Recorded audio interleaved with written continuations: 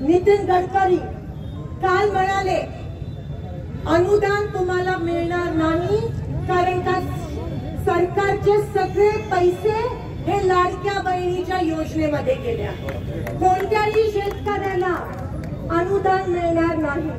काल गावामध्ये मी गेली, गावकरी म्हणाले आमच्या इकडे संजय गांधी निराधार योजना बंद झाली जेव्हापासून लाडक्या बहिणीची योजना चालू झाली. येणाऱ्या 2 महिन्यात सगळ्या योजना बंद होणार आहेत आणि फक्त तीच योजना चालू ठेवायची. आम्हाला हरकत नाहीये, पण इलेक्शनच्या तोंडावरच का लाडकी बहीण योजना आधी का नाही? माझ्या इलेक्शन मध्ये टेबलाच्या खालून 5-5 हजार रुपये देत होते, आता वरून देत आहे. काय फरक आहे? आता खाली कारभार चाललेला टेबलाच्या, आता टेबलाच्या वरून या भ्रष्ट सरकारचा कारभार चालू आहे.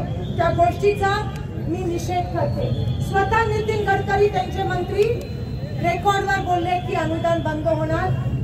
महाराष्ट्र सरकार हे बँकरप्ट झालंय, दिवाळखोर झालंय, कारण का सगळे पैसे या योजनेत गेले. पण माझ्या शेतकरी मायबापला काही, अहो आम्हाला महिलांना तुम्ही विकत घेणार आहात का? आम्हाला सुरक्षित व्हायचंय, आम्हाला सुरक्षित जीवन जगायचंय, आम्हाला विकत घ्यायचा प्रयत्न करू नका.